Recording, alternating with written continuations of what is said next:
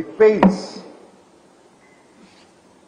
కానీ ఈ రాష్ట్ర ప్రజలకి, ఈ వ్యవస్థలో రన్ చేస్తున్నటువంటి వ్యక్తులకి కనువిప్పి కలగాలని దేవుడు వాళ్ళకి చట్టపరంగా వ్యవహరించమని చెప్పాలనే ఒక ఉద్దేశంతో వాళ్ళని ఆదేశించాలనే ఉద్దేశంతో భగవంతుడు గత్యంతరం లేని పరిస్థితిలో ఈ రాష్ట్రంలో జరుగుతున్నటువంటి దుర్మార్గమైనటువంటి పాలన, నియంత కన్నా ఎక్కువ జరుగుతున్నటువంటి పాలన, రాజ్యాంగాన్ని తూట్లు పడుస్తున్నటువంటి పాలన, ఈ పరిపాలన ఒక పాలకుడి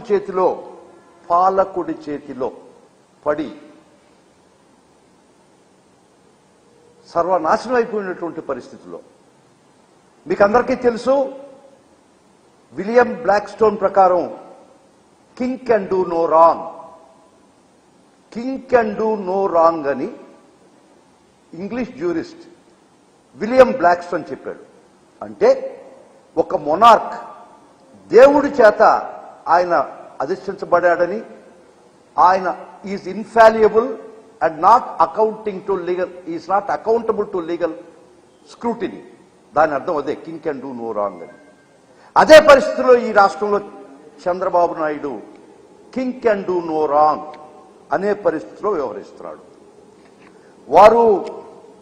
వారి మీద ఉన్నటువంటి కేసులు, వారి మీద ఉన్నటువంటి స్కామ్లు, వారు చేసినటువంటి స్కీమ్లు గత ప్రభుత్వంలో కానీ అంతకుముందు కానీ చెప్పుకుంటూ పోతే వేల కోట్ల రూపాయల అవినీతి, వేల కోట్ల రూపాయల స్కీములు, స్కామ్లు బయటపడినటువంటి వైనం. ఆ కేసులన్నీ ఒక ప్యాటర్న్ ప్రకారం ఇంచుమించుగా ఒక్క నెలలో, నియర్లీ 1 month ఒక ముహూర్తం చూసుకొని, మంచి ముహూర్తం చూసుకొని కోర్టులో క్లోజ్ చేసుకుంటున్నారు. ఏ పోలీస్ అయితే, ఏ సిట్ అధికారులు అయితే, ఏ సిఐడి అయితే శ్రమపడి కొన్ని వందల మంది సాక్ష్యాలను విచారించి వాళ్ళు వాంగ్మూలములు రాసినటువంటి సిట్టు, అదే సిఐడి ఈరోజు వచ్చి ఏమీ లేదు కేసులు, చంద్రబాబు పునీతుడు, మంత్రజలాలు, పవిత్ర జలాలు ఆయన మీద చల్లుకున్నాడు కాబట్టి ఈ వ్యవస్థ, ఈ ప్రతి ఒక్క వ్యవస్థ అతన్ని ఏమీ చేయలేనటువంటి దురదృష్టకరమైన పరిస్థితి. మీకు అందరికీ తెలుసు, రకరకాల స్కామ్లు కూడా ఈ మధ్యకాలంలో సుమారు 1 నెల నుంచి చంద్రబాబు నాయుడు కోర్టులో ప్రతి కేసు కొట్టేయించుకుంటున్నాడు. అది ప్రజలందరికీ తెలుసు. ముఖ్యంగా ఒక inner ring road case, scam of 21.30 crores was closed, and assigned lands case where about hundreds of crores, వందలటువంటి కోట్ల యొక్క అవినీతిని క్లోజ్ చేయడం జరిగింది. ఒక లిక్కర్ కేసులో కూడా ప్రభుత్వం వారు అప్పుడు ఒక బెనిఫిట్ ఇచ్చిన దానిలో కొన్ని వేల కోట్లు ప్రభుత్వానికి నష్టం వచ్చిన కేసు కూడా క్లోజ్ చేసుకోలేదు. అన్ని కేసులు చంద్రబాబు నాయుడు ఇదే సిఐడి, ఏ సిఐడి అయితే, ఏ సిట్ అయితే తన మీద కేసు పెట్టిందో, ఏ సిట్ అయితే తన మీద వాల్యూమ్స్ ఆఫ్ సాక్ష్యాలను సేకరించిందో, అదే సిట్ చేతనే ఆయన మిస్టేక్ ఆఫ్ ఫ్యాక్ట్ కింద ఈ కేసుల్లో సాక్ష్యాధారాలు లేవని క్లోజ్ చేసుకుంటుంటే ఈ వ్యవస్థ ఎక్కడికి పోతుంది? ఇది ప్రశ్నించే వాళ్ళు కూడా లేకుండా పోతే ఈ రాజ్యాంగం ఆంధ్ర రాష్ట్రంలో అమలవుతుందా లేదా చాలా బాధాకరమైన విషయం మీ ముందర చెప్తున్నారు. అదే స్కిల్ డెవలప్మెంట్ కేసులో సుమారు 150 మంది సాక్షులు విచారించినటువంటి సిట్టు 18 మంది అధికారుల యొక్క వాంగ్మూలం మ్యాజిస్ట్రేట్ గారి దగ్గర రికార్డ్ చేసినటువంటి వైనం. ఆ కేసు కూడా 371 కోటి ఆంధ్ర రాష్ట్ర ఖజానా నుంచి దోచేయబడి దాచుకున్నటువంటి వైనం. ఆ సంబంధించినటువంటి షెల్ కంపెనీస్ను కూడా అరెస్ట్ చేసినటువంటి అయినా అందరికీ తెలిసినటువంటి విషయం. ఆ ఒక్క కేసులోనే 371 కోటి స్కామ్ చేసి దారి మళ్లించి కొంత రకరకాల వ్యక్తులు చేర్చకుండా ఈ బెనిఫిషరీ ఫైనల్ బెనిఫిషరీకి కూడా చేరినటువంటి ఎవిడెన్స్ ఉంది. అదే చంద్రబాబు నాయుడు ఇదే కేసులో సుప్రీంకోర్టులో ఈ రోజు దాకా వాళ్ళు వేసిన క్వాష్ పిటిషన్ పెండింగ్ ఉంది. అదే సిట్ ఆ కేసులో వాల్యూమ్స్ ఆఫ్ డాక్యుమెంట్ ఎవిడెన్స్ వేసి ఈయన మీద కేసు రుజువు చాలా ప్రాథమిక విచారణలో చాలా చాలా చాలా ఎక్కువైనటువంటి సాక్ష్యాధారాలు ఉన్నాయని అదే సిట్ సుప్రీంకోర్టులో అఫిడవిట్ దాఖలు చేయలేదా, కౌంటర్ దాఖలు చేయలేదని అడుగుతున్నా. అదే వారు రిమాండ్ చేస్తున్నప్పుడు ఇదే సిట్ అధికారులు వారి మీద పెట్టినటువంటి అభియోగాలు స్పష్టంగా సాక్ష్యాధారాలతో కూడా రుజువు చేసినటువంటి పరిస్థితి ఈరోజు సిట్ ఆఫీసర్స్ లేవా? ఇది నవ్వితే నాకేమి లోటని నవ్విపోరా. ఇదే సిట్, ఇదే ఆఫీసర్స్, ఇదే సిఐడి సేకరించినటువంటి సాక్ష్యాలను ఈరోజు సాక్ష్యాలు లేవని మీరు మిస్టేక్ ఆఫ్ ఫ్యాక్ట్ కింద కొట్టించుకున్నారంటే దీనికి న్యాయ వ్యవస్థ కూడా తలదించుకోవాల్సిన పరిస్థితి మీకు తీసుకొస్తున్నటువంటి వైన న్యాయ వ్యవస్థ కూడా ఏమి చేయలేనటువంటి పరిస్థితి. ఇక్కడ గ్రామాల్లో ఆడుకుంటుంటారు పిల్లకాయలు దొంగ పోలీస్ ఆట. ఇక్కడ దొంగ వాళ్లే, పోలీసు వారే, వ్యవస్థ వాళ్లే, న్యాయ నిర్ణేతలు కూడా వారే.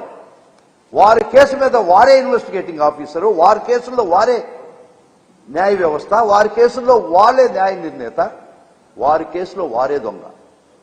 ఇటువంటి పరిస్థితుల్లో ఈ విధంగా అన్ని వ్యవస్థలను నిర్వీర్యం చేసి అన్ని కేసులు కొట్టేయించుకుంటుంటే ఈ భారతదేశంలో కళ్ళప్పగిచ్చి వ్యవస్థలో న్యాయ వ్యవస్థ ఖచ్చితంగా చూడదు. Will take it to the highest doors of the judiciary. ఈ రోజు కూడా భారతదేశంలో న్యాయ వ్యవస్థ చాలా పటిష్టంగా ఉంది. ఖచ్చితంగా ఈ ఆటలు సాగనివ్వమని మరొకసారి చెప్తున్నాం. ఏదో వచ్చిన సంతోషపడబాకండి. తర్వాత ఖచ్చితంగా మీ ఆటలు కట్టబడే రోజు వస్తుంది. న్యాయస్థానం ద్వారానే మీ ఆటలు కట్టిస్తాం. కొన్ని వందల వేల కోట్ల రూపాయల స్కాములు చేసి మీకై మీరే కేసులు మూసేయించుకోవడం అంటే ఇంతకన్నా దుర్మార్గం ఇంకొకటి లేదు. ఈ పోలీస్ ఆఫీసర్ని, ఈ సిట్ అధికారులను ఒకటే అడుగుతున్నా నేను, మీరు సేకరించిన సాక్ష్యం డిజిటల్ గా మాన్యువల్ గా భద్రపరిచినటువంటి సాక్ష్యం, స్కిల్ డెవలప్మెంట్ కేసులో 150 మంది సుమారు విచారించినటువంటి సాక్షులు ఏమైపోయారు? 18 మంది ఆఫీసర్లు గౌరవ మ్యాజిస్ట్రేట్ దగ్గర ఇచ్చిన వాంగ్మూలం ఏమైపోయింది? ఇన్నర్ రింగ్ రోడ్ కేసులో మీరు క్లోజ్ చేయించారా? స్కిల్ లిక్కర్ కేసులో మీరు క్లోజ్ చేసుకున్నారా? శాండ్ కేసులో కూడా మీరు క్లోజ్ చేసుకున్నారా? మీరు అన్నిట్లో ప్రతి కేసులో మీ యొక్క అధికార దుర్వినియోగం చేసి, ముఖ్యంగా ఇంకోటి చెప్తున్నానండి, ఈ స్కిల్ డెవలప్మెంట్ కేసులో చంద్రబాబు బెయిల్లో ఉన్నాడు. 53 రోజులు జైల్లో ఉన్నాడు. జైలుకు పోయేటప్పుడు కూడా కేసులో ఆధారాలు ఉన్నాయని, ప్రాథమిక ఆధారాలు ఉన్నాయనే కదా కోర్టు వారు పంపించింది. మీ క్వాష్ పిటిషన్ గౌరవ ఆంధ్రప్రదేశ్ హైకోర్టు మీరు వేసిన పిటిషన్ కొట్టేసింది మీ మీద సాక్ష్యాలు ఉన్నాయనే కదా. అదే సుప్రీంకోర్టుకు మీరు పోయిన తర్వాత మీ క్వాష్ పిటిషన్ కూడా కొట్టేయకుండా ఇంకా హీరింగ్లు ఉందంటే మీ మీద సాక్ష్యాలు ఉన్నాయనే కదా. గౌరవ సుప్రీంకోర్టులో మీ క్వాష్ పిటిషన్ పెండింగ్ ఉండగా మీరు స్కిల్ డెవలప్మెంట్ కేసులో ఈ అధికారుల చేత మీరు మిస్టేక్ ఆఫ్ ఫ్యాక్ట్ రాయించి కొట్టేస్తారా? మరలా చెప్తున్నాం, ఈ విధంగా చట్టాలను దుర్వినియోగం చేసినటువంటి అధికారులు కూడా ఒక్కరోజు కోర్టు ముందర జవాబు చెప్పుకోవాల్సిన పరిస్థితి ఖచ్చితంగా మీకు వస్తుంది. చట్ట ప్రకారం వ్యవహరించండి. చట్టానికి ఎవరు అతిథులు కారు. మీకై మీరే సాక్ష్యాలు ఉండని వాల్యూమ్స్ ఆఫ్ పేజెస్ రాసినటువంటి రికార్డులు ఈ రోజు సాక్ష్యాలు లేవని మీరు చెప్తుంటే మిమ్మల్ని ఖచ్చితంగా ప్రశ్నిస్తాం. కోర్టు ముందర మిమ్మల్ని కూడా దోషులుగా నిలబెడతాం. ఎందుకంటే ఇన్వెస్టిగేషన్ అనేది మీ యొక్క సొంత విషయం కాదు. అకార్డింగ్ టు విన్సెంట్ ఫ్రాన్సిస్, ఒక చట్ట ప్రకారం there is rule of law in this country. ఒక చట్టాన్ని ఫాలో అవుతున్నటువంటి రాజ్యాంగం ఈ దేశంలో ఉన్నది, మీ సొంత రాజ్యాంగాలు మటుకు కాదు.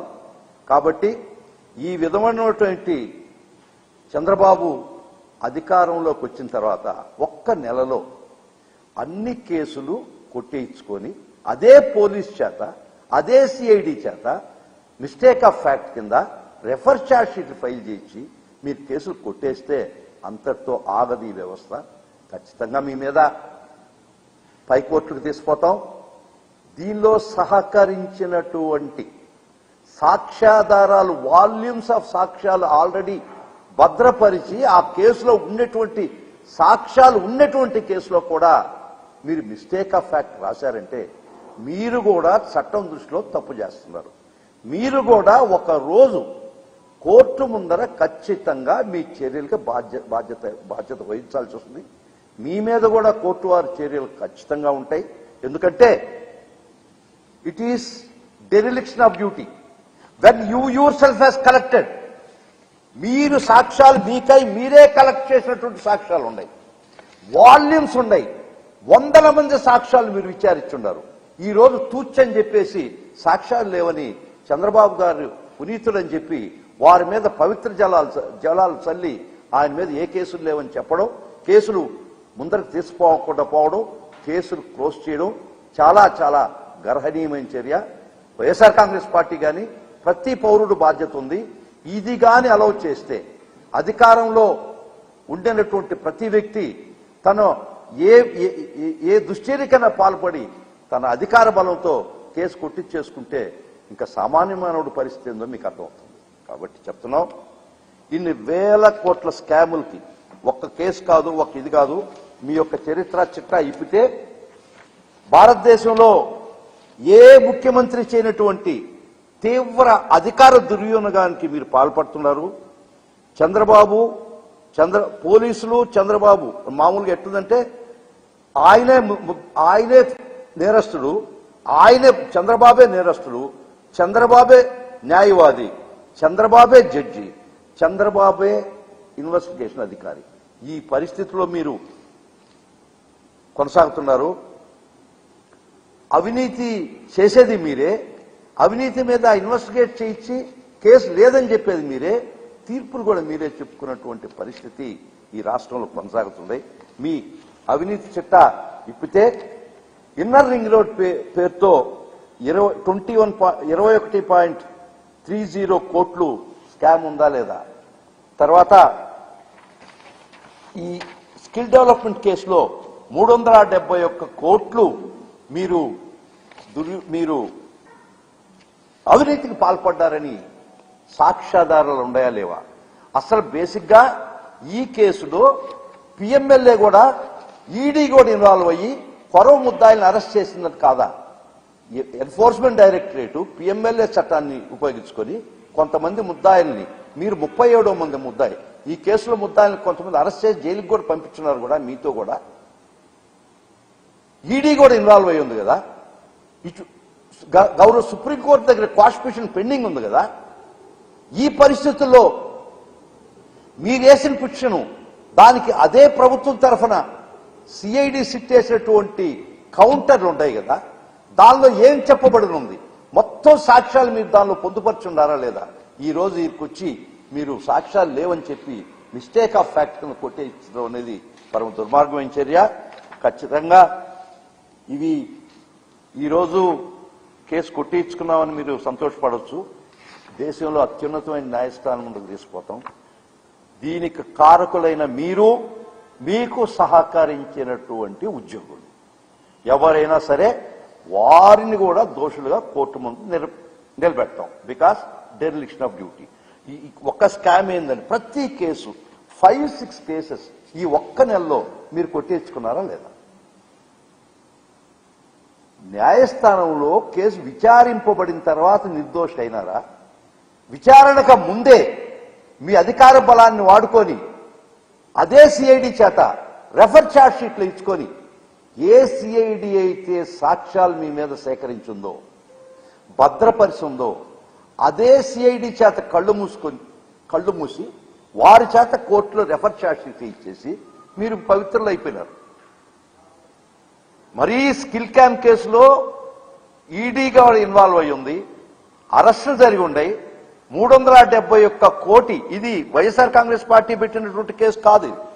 2017లో directorate general of GST intelligence పూనాలో మీరు పార్క్ చేసినటువంటి అమౌంట్ కొన్ని షెల్ కంపెనీస్ లో వాళ్ళు ఫేక్ బిల్స్ పట్టుకుని వాళ్ళు మీకు తెలిపారు. వాళ్ళు ఈ కేసుకి వాళ్ళు పెట్టించినటువంటి కేసు వైఎస్ఆర్ కాంగ్రెస్ పార్టీకి సంబంధం లేదు. ఇది 2017లోనే directorate general of revenue intelligence GST intelligence వాళ్ళు పెట్టిన కేసు కాబట్టి వారే మీ మీద సాక్ష్యాధారాలు ఉన్నాయి.